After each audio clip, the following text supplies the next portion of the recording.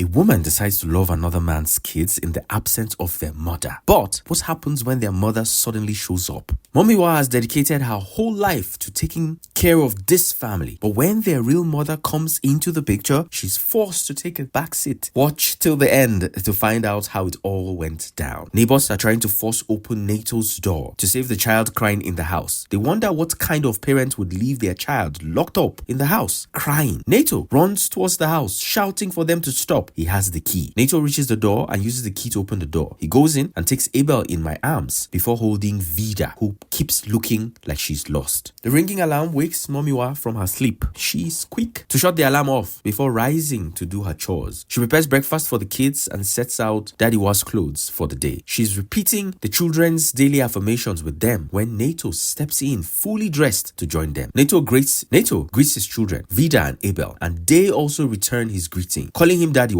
MOMIWA hurries them up as she says they'll be late for school and bids them goodbye. She also prays for NATO before he leaves for the office. NATO tells her before he leaves that he has left his card for her in case she needs anything. MOMIWA gives the gate man Iskilu his salary and some others for data and orders. Iskilu thanks her and she says she doesn't want his wife coming here to ask for some money. Iskilu promises she won't come and he will give her his whole salary after MOMIWA gives him a weird look. After Iskilu leaves the house, she faces the cook, Bintu. Bintu apologizes for coming late and MOMIWA asks her if she has any problem. When Bintu doesn't talk, MOMIWA gives her her salary, saying it doesn't look like she needs help. Bintu says she needs help and tells her she's pregnant. She waits for MOMIWA to scream or shout, but she doesn't. MOMIWA smiles as she says she has noticed it for a while. Bintu adds that the father of the baby, teacher Biola, doesn't want the child. She doesn't know what to do and her mother would kill her. MOMIWA tells her not to worry and promises to handle the rest. MOMIWA drives to teacher Biola's school and asks a student for direction to where teacher Biola's office is. She meets him on her way, talking to a female teacher. Teacher Biola greets her pleasantly and MOMIWA is pleased that he recognizes her. She starts to talk about Bintu and how she has heard he wants her to abort her baby. Teacher Biola tries to beg MOMIWA not to scream, but she doesn't bat an eyelid. She continues and faces the female teacher and asks if she's the reason why he wants Bintu to abort their baby. The teacher stares at teacher Biola before leaving them embarrassed. MOMIWA draws teacher Biola closer when the other teachers leaves. She tells him to do the right thing by Bintu and not make her come back, else she will go straight to the principal instead of coming here. And not only that, she will give Gist Lover the full gist. Teacher Biola starts to beg, but MOMIWA taps him fondly before leaving the school. MOMIWA and Vida are lying on the bed looking for graduation gowns for Vida's coming prom. Vida picks one, but MOMIWA says it is grown up for her. MOMIWA asks if she likes another, but Vida doesn't like it and she frowns her face. MOMIWA scolds Vida on her squeezed face before checking gowns away. Finally, they see a suitable gown that they both like. Iskilu comes to knock on the door that someone is at the gate looking for the madam of the house. MOMIWA steps out and sees Kiki, who stares at her weirdly, asking if she's truly the madam of the house. MOMIWA answers that she is and asks for what she wants. Kiki replies that she is the mother of Vida and Abel and she has come to see her children. MOMIWA screams and runs inside the house after she hears this. When MOMIWA is calm, she invites Kiki and serves her some water. Kiki then starts to plead with MOMIWA that she needs to see her children. MOMIWA replies that it is not in her hands but in the hands of Daddywa, that is NATO. Kiki asks if she's NATO's wife and MOMIWA replies it is only NATO that can answer that. Kiki asks what NATO has said about her and MOMIWA replies that he didn't say anything about her except that she's dead and who the children know as their mother is her. Kiki cries as she narrates the story of how she left the children in the house and never came back. MOMIWA shakes her head as she tells her it is really bad for her. Kiki tells her she knows and that is why she has come to right her wrongs. She was wrong and didn't know much. MOMIWA promises she will try to do something but she can't promise her a change and Kiki appreciates her. NATO is surprised that MOMIWA prepared his favorite meal for dinner. She even serves him his favorite dessert after dinner. He starts to ask if there's anything she wants. MOMIWA is reluctant to talk, especially in front of the kids, but NATO keeps pushing. So MOMIWA says a woman came to visit the house today. NATO doesn't get the gist and asks who the woman is. MOMIWA replies her name is Kiki and then NATO's eyes change and he tells the children to go into their room. MOMIWA starts to say why Kiki came, but NATO is not having any of it. He asks why MOMIWA would allow Kiki into his house and even serve her refreshments. He says he doesn't want to hear anything about her, but MOMIWA keeps pleading. He tells MOMIWA how he lost his job when Kiki was pregnant with Abel, how he had to find a laborer's job so they could feed, and how she had run away, leaving the kids in the house. He adds that he had known she was cheating on him with her doctor then, Dr. Bamidele, and now she's back and comes back begging because he has some money. He retorts that he will never forgive her and there's nothing like forgiveness in his Kiki's own heart. MOMIWA pleads on her behalf and tells him that Kiki has been young, but now she has learned her lesson. Nato warns MOMIWA not to beg on behalf of such a woman because he won't listen, and he walks away. Iskilu calls MOMIWA to tell her Kiki is already at the gate again. MOMIWA comes out to meet and tells her she has tried her best, but Nato didn't listen. Kiki says she won't give up until she sees Nato by herself, and he tells her to leave him alone. MOMIWA sighs as she has no choice but to let Kiki in. Nato comes back home with Abel and is shocked to see Kiki in his living room. He orders her out, but MOMIWA and Kiki start to beg him. Kiki pleads that she just wants to see her children and take care of them. Nato says they have MOMIWA already, and MOMIWA replies that she's still not their birth mother. Reluctantly, Nato agrees as he has no choice when MOMIWA gets on her knees to beg him. Abel gets along with Kiki quickly, but Vida holds back. She goes to a boarding school, so she stops returning home to avoid her mother. Abel begs his father Nato to please let his mother Kiki move in with them because he wants to be seeing her every day. Nato again has no choice but to agree to this. Soon, Kiki moves into the house with them, and MOMIWA pushes her to move into Nato's room, but Nato warns her not to push her lock. MOMIWA, however, assures her that it will be step by step and she will get in soon. Nato enters his room to see Kiki coming out of his bathroom. He's confused to see her there and asks what she's looking for. She says there is a fault in her bathroom, and MOMIWA suggests that she take her bath there. Nato rushes to find MOMIWA to ask if there's no other bathrooms in the house Kiki could use. MOMIWA gives excuses for other bathrooms and says Nato tells to make sure it never happens again. A month later, Nato goes to meet Kiki in her room to ask when she's leaving. At least she can see they are fine and they don't need her. Kiki says she's just here to right her mistakes and be a mother to her kids. Nato asks her what happened with the Dr. Bamidele she ran away with. Kiki is shocked to hear him say this. She says she had depression then and was seeing Dr. Bamidele for therapy those days. Nato softens as he hears this. He comes to sit beside her and watch her narrate how she had run away because she had felt she would kill her children if she stayed with them. So she ran away to save them and herself. Nato apologizes for not paying attention then. How could he not have seen the signs? Kiki begs him not to blame himself as it is all gone now. Nato hugs her and they kiss and make up.